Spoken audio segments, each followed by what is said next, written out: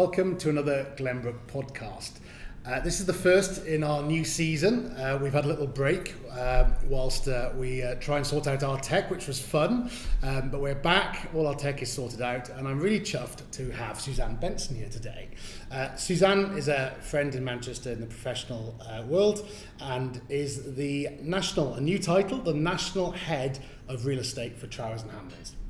And I am proud that she has accepted our invitation because I think she's pretty hot property in the podcast world, so I hear. But also videoing her is an interesting new dimension. So thank you for joining us today.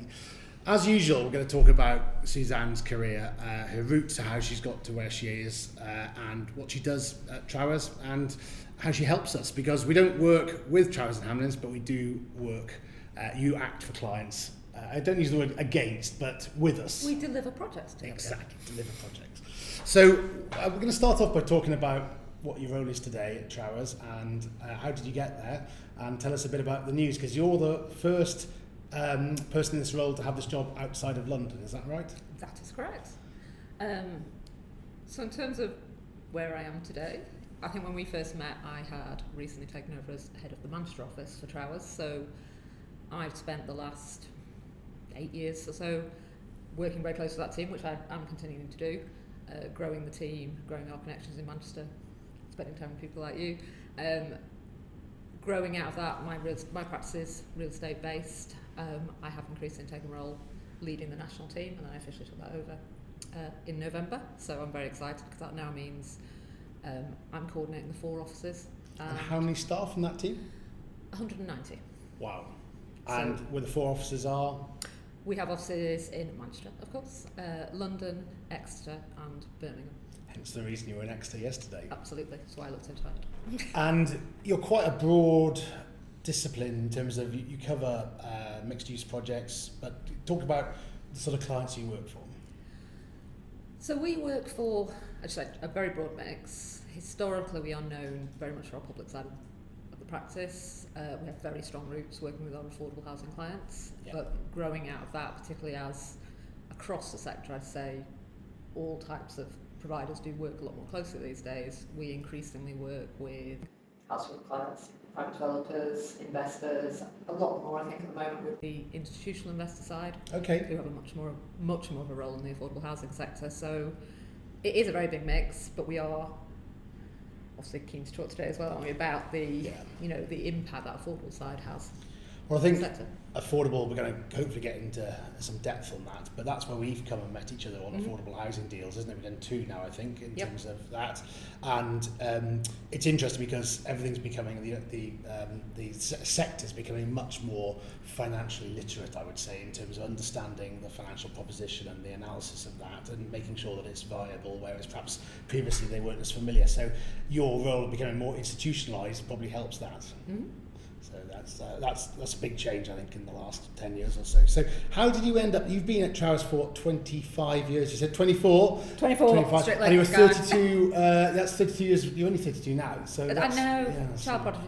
Yeah, absolutely. So 25 years ago, you joined Trowers, and where was that? So I joined Trowers as a trainee solicitor in their London office, where I then stayed for about 8 years. Where was the London office? The London office at that point in time was right next to Tower Bridge. Okay. Right next to the Tower of London, so it's a great place. Trowers have since moved. They are now at Moorgate on One Hill Road. Yeah. I loved being in London, but my family, my roots in the northwest, and when I was having my first child, I moved up whilst on maternity leave and started in the Manchester office. So. And where were you born and bred? I was born in Blackpool and grew up in Preston. Okay. I'm a Lancashire girl. And university? Manchester. Full law degree? No. Making things difficult. So I did an American Studies degree. Oh, of course, yeah. American Studies in Manchester. So I did an American Studies degree in Manchester, and the reason I became a lawyer, so at 18, the one thing I didn't want to do was become a lawyer. My brother is a lawyer. Okay. I'm one of 5 children. None of us want to do the same thing. I spent a year in Boston at Wellesley College, which is a very high-end liberal arts, all-female college, Hillary Clinton's Old College. Oh, amazing. I actually went on a school trip to meet Hillary Clinton in the White House. It was fab.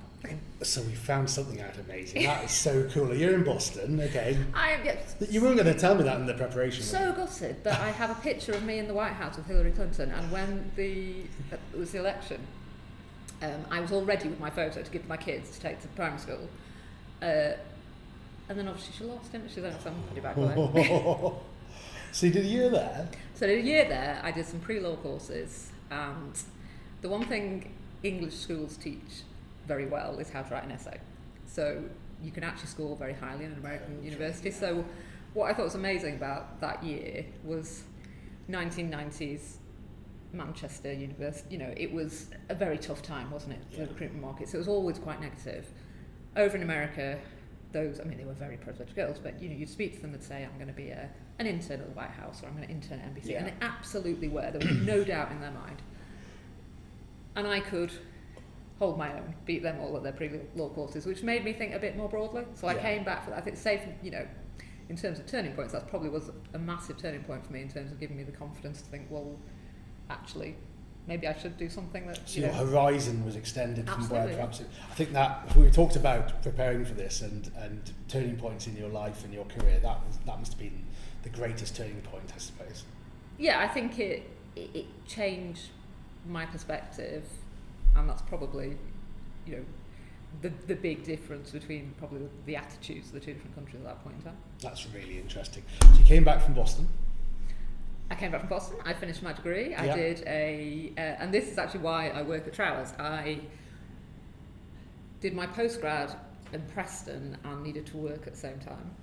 And I got a job through the job centre at, I know the glamour of this story, North British Housing, which is now Places for People. Oh, of course, yes. So I was... In Preston? In Preston, on the docks. So I did on and off that job for about 2 years. Trowers were their lawyers.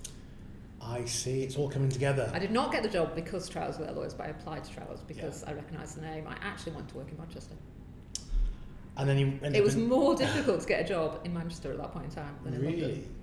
So straight down to London. So I went straight down to London. I got a job at Trowers, fancy flat in Tower Bridge, walked across the bridge every morning, and in terms of the way you qualify as a lawyer, you do 4 different areas of law, and then you choose what you specialise. And I could have chosen, at the point in time I was qualifying, I was doing a huge project working for the Home Office, which was the first project they did for housing asylum seekers. Oh yeah. So that project was not specific to any type of law. It was, it's a fantastic project to do because you were negotiating on behalf of the government. I thought negotiating involved folding your arms and saying no, but yeah, I learned quite quickly it wasn't. So I then had to choose what I want to specialise into, and I worked for a partner I had an amazing amount of respect for, who taught me an awful lot. He headed up the housing team in Trowers, so I chose to go there. Amazing. And did you stay there in the housing team all the way through pretty much, or as in then it broadened out to real estate? Yes, so we brought all of our real estate under one banner about 7 or 8 years ago, and my job, particularly since moving to Manchester, has been about broadening out that focus for Manchester, so making sure that we are talking to all different parts of the sector and bringing together our commercial teams, our private resi teams, our public sector focused teams, because that is in reality where the sector's gone. So if you look out the window, obviously you can't on the podcast, we can see the Trowers office. We've actually started using the P1 gym in your basement. Oh, have you? Yeah, so we have a class, a Glenbrook class on Monday and a Thursday. 10 of us go there, so don't peek through the windows and watch us because you might be offended. But the point is that you're across the road, but are your clients in Manchester or are they across the whole of the UK in terms of the Manchester office? Manchester office, I'd say, is a mix. So we've always had local clients. We have celebrated our 50th anniversary back in November. Okay. So we've been in Manchester 50 years. We came to Manchester because of the Housing Corporation, which is now Homes England. But we've grown from that. So we have a lot of local clients, but then we also work as a national team. So we have a lot of national clients, so whether that's housing associations, house builders, institutional clients who operate nationally. And then in terms of what my team do, they will often act for clients all over the country. I think the housing association thing is really interesting, and we touched upon it earlier because they had probably a bit of a bad rep, I suspect, by developers and commercial property owners. And what's happened over the last 10 years really is that residential's become mainstream with companies like Glenbrook, which we never imagined 10 years ago. There'd been an institutionalised asset class of residential, and with that, housing associations have also become much more professional, and there's been a merging together, so much so that we've done 2 deals with Clarion Latimer.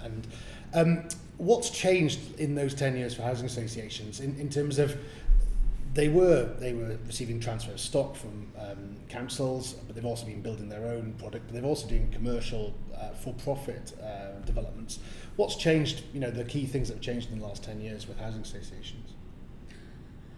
I think a lot of housing associations have had the opportunity to mature. So you mentioned stock transfers, and particularly if you're looking in the Northwest, there was a huge number of stock transfers in the late 90s, early 2000s. You need to give those organisations time to mature and work through their commitments. And that's the point at which they've been able to look at, well, how can they diversify? How can they access more private finance? How can they do different things with their groups which enable them to do non-charitable as well as charitable activities? I think at the same time, as you mentioned, there's been a large amount of merger activity, and we're still seeing that happening. So there's some very big nationally based associations now. We've seen it most recently probably with the THT L&Q activity. I think that has helped, and also probably most recently, because there is so much pressure on the spend and the focus that has shifted in the last couple of years to building safety, to the outfall of things like Grenfell, in terms of development activity, a lot of it from the housing association point of view has moved away from London. So there is a big focus on more regional activity, which I think is mirrored by things like the built-to-rent sector and the way that that development is growing. But that is enabling housing associations to look more broadly, to look at different tenures, but I think also to have more grown-up, more collaborative conversations with their private sector partners. Maybe it's just my perception, but I think housing associations probably 5 years ago had this grand plan of becoming much more commercial, doing more commercial development, and whether it's budgets or it's having their wings clipped by the government, they've pared back their ambitions. They've toned down things to a certain extent to focus on things like environmental and fire safety and so on improvements. Do you think that's true? Do you think they have pared back their ambitions, and do you think once they've got on top of things like fire safety, they'll go again and become much more powerful? Do you think there's going to be a happy medium going forward in terms of their position in the commercial world? I think just at the moment, and I think this is true of the whole sector, isn't it? It's perhaps particularly acute for the affordable sector. There's a lot of competing pressures. So there's a raft of legislation they're having to deal with as a result of the building safety issue. So that is putting pressure on housing association boards. There is a raft of new consumer regulation they have to be aware of. So there's a lot of focus on that. And it's hit just to the point where finance is less readily available, everything is more costly. So they're having to shift their focus a bit. So I think that real, development activity we were seeing a few years ago has been constrained by that.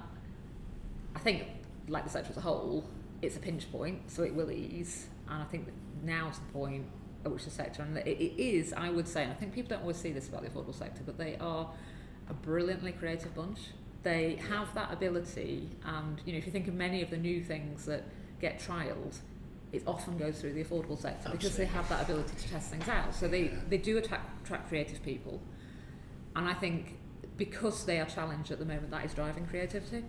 And so looking at things like we've mentioned, institutions, the increase in the for-profit sector, I think where there'll be real creativity is where the more traditional housing association sector can link up with the innovation and the access to private finance that that's bringing in, because that will enable them to drive forward development, which they are very keen to do, but the finance needs to be there. I did a talk a year ago at a hotel conference, and I talked about the merging of the residential and the hotel or the hospitality sector. And actually it'd be interesting to look at the merging between a company like Glenbrook and affordable housing companies, because basically there's a merging between what we do, a blurring of the lines between the two. You have some housing associations doing commercial development themselves, some like Clarion doing it in partnership with ourselves, and their ambition is, and innovation as well, like you just said, is remarkable actually. So I completely agree with that. I think some of them do get their wings clipped, and change in management and leadership, and it's up and down. It's not consistent, which can be quite confusing about who's in the market and who's not. So there's chatter about some people would be in the market and then they disappear off because they've had their wings clipped. So it's a fairly erratic market from my perception. And I think as a sector, they probably have work to do in terms of how people outside the sector perceive them. I think there's a big perception that there's a lot of red tape, and because they are a regulated sector, they're difficult to deal with. But actually, I act for house builders, I act for private developers. If you're heavily leveraged or you're a PLC developer, you have just as many hoops to jump through. I think the sector sometimes doesn't make that clear enough. That's really interesting. I met with a large house builder last week, and they were saying that they are able pretty much to get market sales rates with housing associations selling stock in the market at the moment. And I think that's really interesting, because my gut reaction is, that's disgraceful, because housing associations shouldn't be buying stock that's pretty much at market prices. But actually it depends where you're looking at the pricing in the cycle as well, because there's been such huge cost inflation in build costs. You're going to get 20% less house for your money now than you would have 2 or 3 years ago because of cost price inflation. So maybe it is clever what they're doing by buying stock now, because the house builders are able to sell it at a small discount. But maybe that's why it is they're able to just get stock whilst there's some stock lying around. And their driver is fundamentally to house people. So them and obviously they work very closely with Homes England, whose driver is to generate increased build numbers. Quite often the driver for that sector is quite different so they have to achieve value for money. They have to ensure that they are making the best use, particularly where public funds are involved. But at the same time, their focus is on delivering affordable housing for people in need. So that factor does come in, which I think is slightly different, very much a different focus to your housing for sale providers or your long-term investors for private market.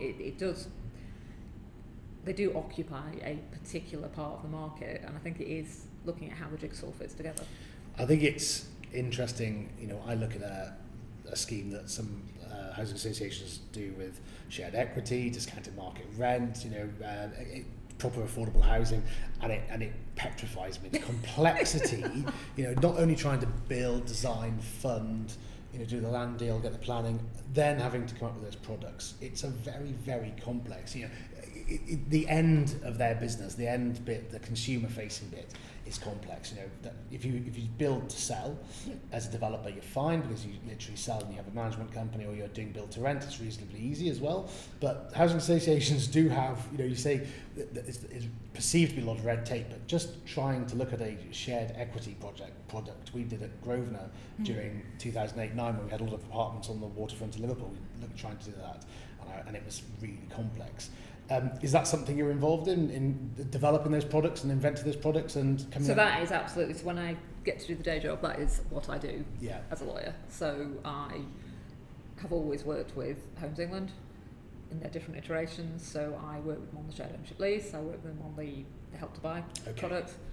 I think. So at a legislation level. So I create the documents that the customer sees, which translate the policy into the sales. And we have a large sales team in Manchester in our extra office, which I have run for a number of years, which I don't do that work, but I understand that work, because you have to understand that work for things like the shared ownership lease. I think,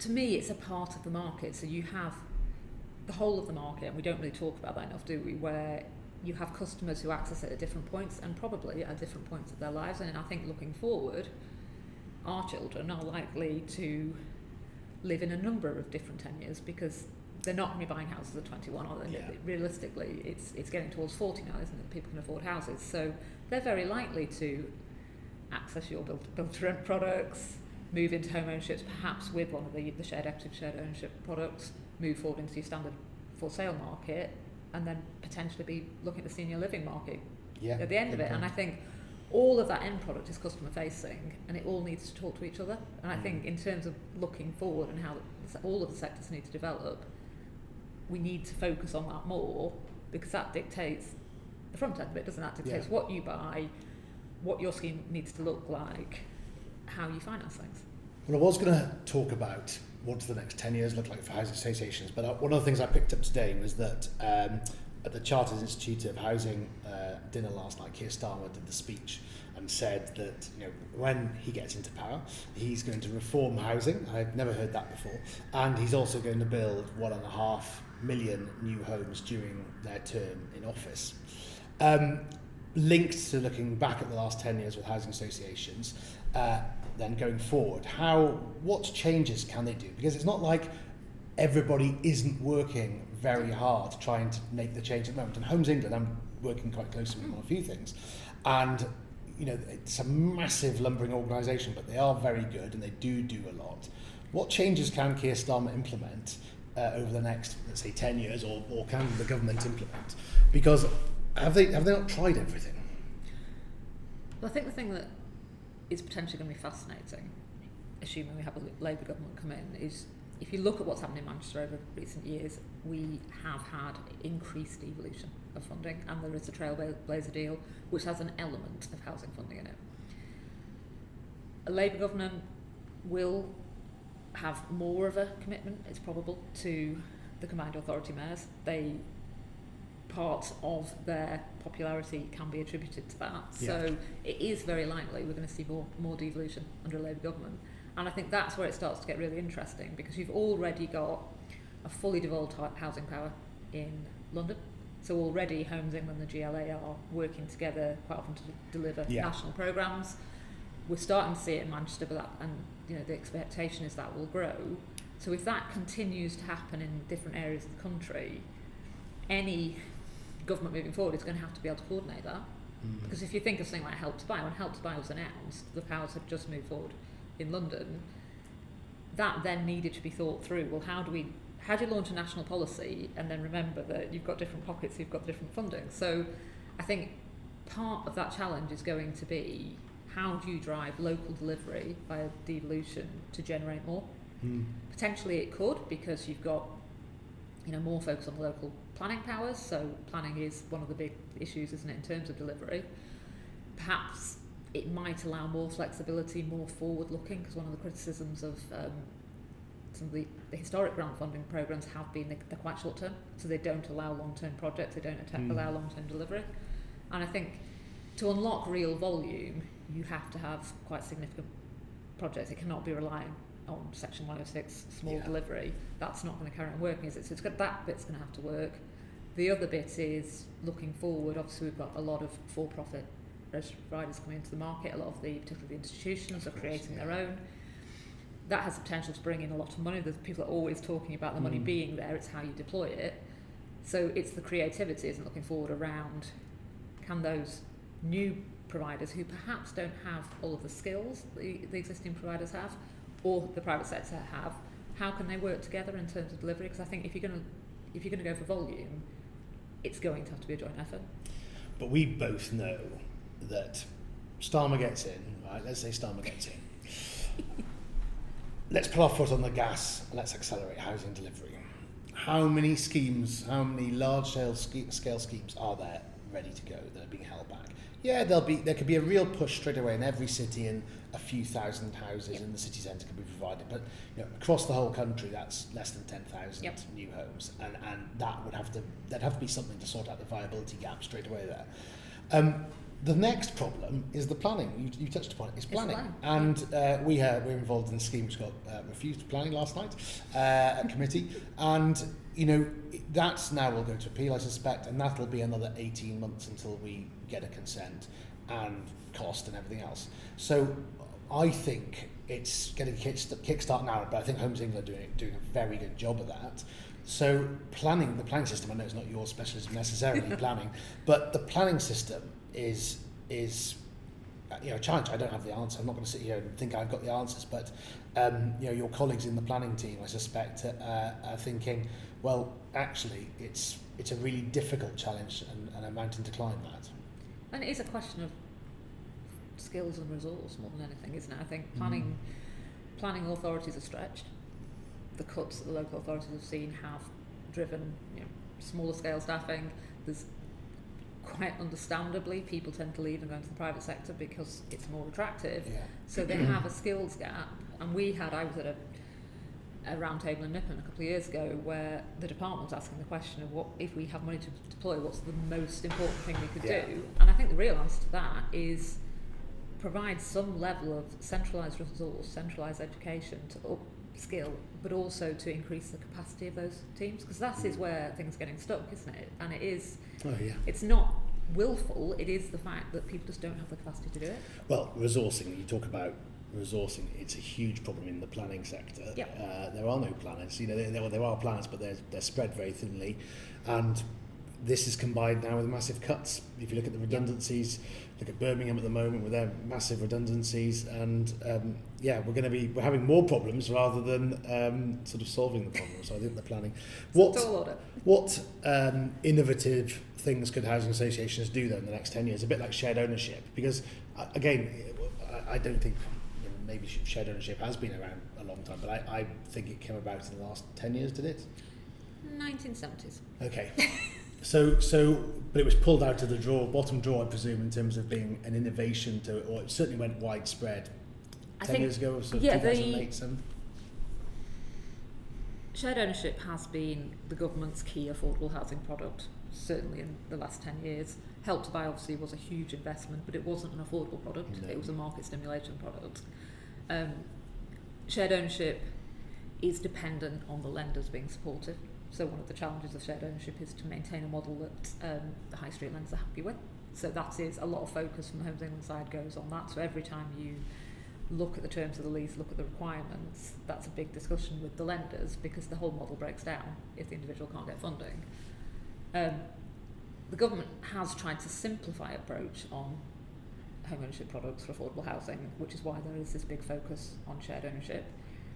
I think there's been challenges because obviously just leasehold as a tenure has had challenges over the last few years. It has come under a lot of focus, so that has put pressure on the product.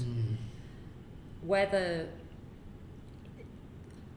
government will come up with a new type of product, that commonly happens around elections. I don't know if they will, but that often does. That it is something that's quite good to talk about, isn't it? Your innovation department at Trowers is probably working on it as we speak. Probably Homes England, you're just not telling us. It's something there.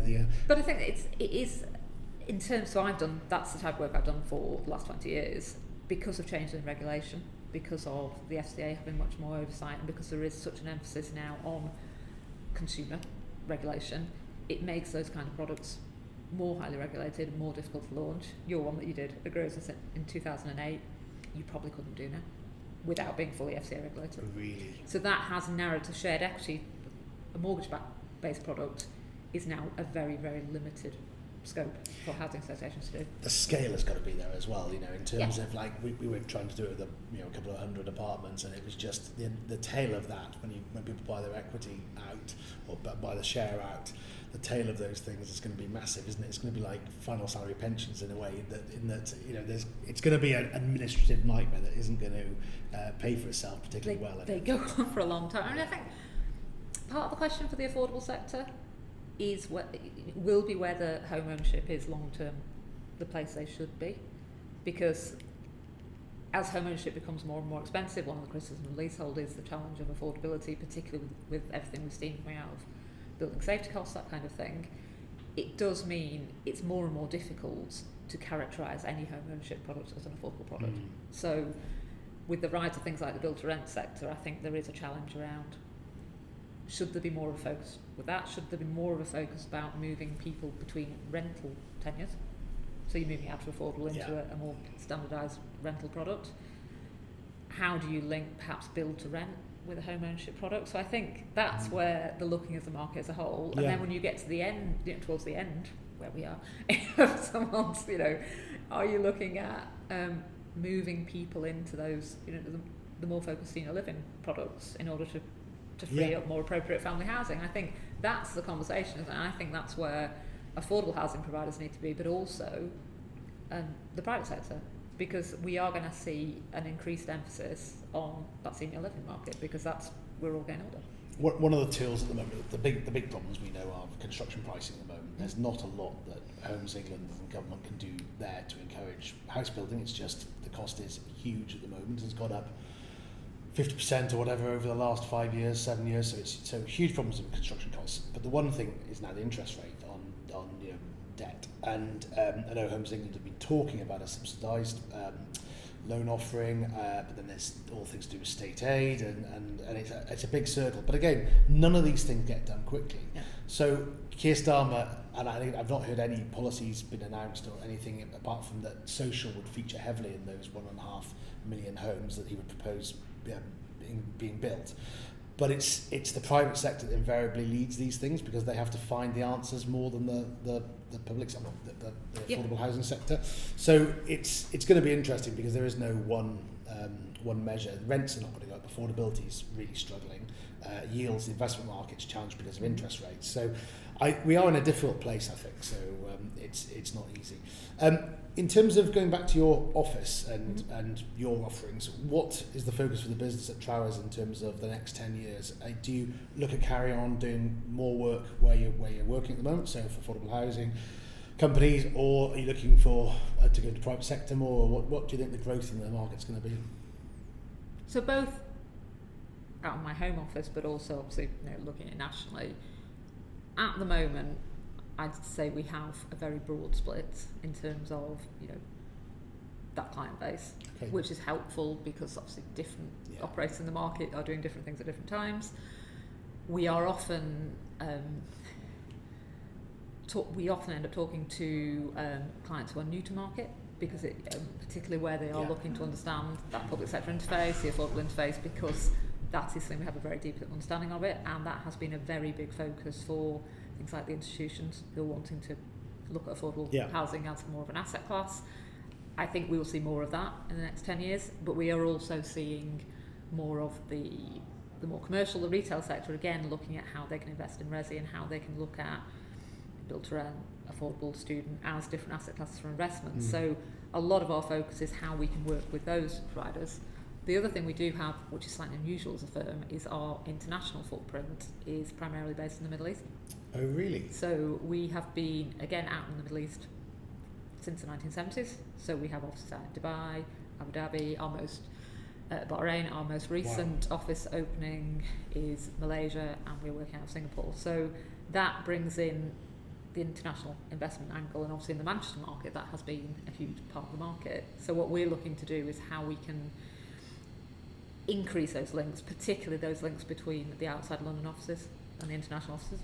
So I think Trowers, having been in the residential sector for a long time, it must be slightly frustrating now. Everybody, all the other law firms are piling in because that's where on the commercial side is, but you have your niche. I mean, I didn't know that the office opened up on the back of what is now Homes England, and that relationship is obviously still working now, but it must be quite frustrating that everybody, because every law firm has piled onto the build to rent sector and probably is working backwards from there, where you've been in and had that ability to work forwards effectively. So yes, although I think there's always room for competition. Yeah, I think absolutely. It's bad not to have competition, and I think we have that length of understanding of what's going on in the market, which is very useful.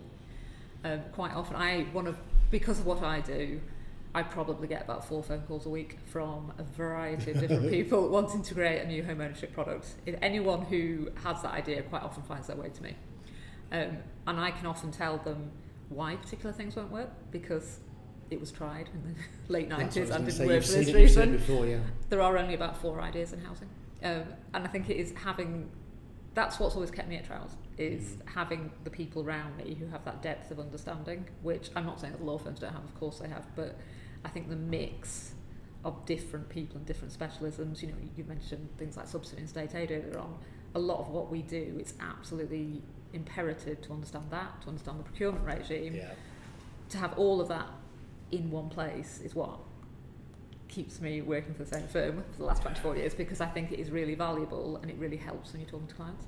The interactions, I was just thinking before you said that, the interaction out at Lumina, we've just done Lumina, as you know, and the interaction there between grant, Section 106 requirements to do with the affordable housing, the Housing Association, Homes England and the debt and the planning piece, and it's actually, I think, peak. Everything's, because of the problems on viability at the moment, everything's become very complex because it had to. And I think we had 45 different agreements on Lumina, and that's between the two schemes and so on. So I suspect actually when times are tough, which I think they are tough at the moment in all sectors, actually they become more complicated, and there's more agreements, more work.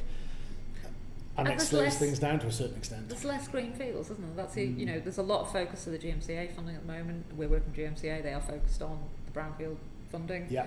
A lot of what developers are having to do is more complex. It's very rare now to have a site where you don't need a massive retaining wall or some very complex drainage system. That's very different from, say, 10 years ago when there was still more. It's the easiest thing, isn't it, to develop an easily accessible greenfield and build houses. And the Building Safety Act and all of those requirements. It's all coming. It's a perfect storm at the moment, which again slows things down and is going to give Keir his big challenge. He's set himself a big challenge, hasn't he? Well, it's just the perfect storm. Can I just talk about yourself and what you do outside of work? Because this is another thing I found out about you recently, is that we both share a passion of horses, but I'm not. You don't. I'd kill a horse if I rode a horse. But outside of work with your children, what do you get up to? So my lockdown pair, unlike everyone else, was not a puppy. We went into lockdown with a brand newly bought black and white pony called Hattie, which we bought for my two girls to keep them out of trouble. Which was, with hindsight, did it work? With hindsight, the best thing it could have happened during COVID was having the pony to visit. And somehow we came back out of COVID with 3. Story of my life. Which will keep me in work forever. And do you ride yourself? I have a slightly bad-tempered elderly horse called Emerald, Lovely. who I love very much, but she regularly bites me. I do not ride the same way my girls do. I don't think anyone who works with me wants me jumping. I don't know, that would be, don't tell your insurers. Exactly. So that's your release outside of work then? Yes, and my husband took it up too. Oh, really? Yes. Has he got a horse? He steals mine. Okay. And he took it up to have something in common with his girls, so he could do a little bit of riding on holiday. Within a year, he was stealing my horse and show jumping in full-on white job. That is fantastic. We'll have to see the photos. He's, yeah. That's fantastic. He'd kill me on a podcast for mentioning him. Well, maybe we can get the photo up. That's fantastic. Well, thank you very much for joining us today, and I'm really chuffed that you did accept the invitation, because it's a bit nerve-wracking in front of the camera as well, but really enjoyed the chat, and we look forward to maybe having you back in 10 years to talk about whether those changes were true. We'll be doing something else, won't we? Thank you very much. Thanks, Gareth. Goodbye.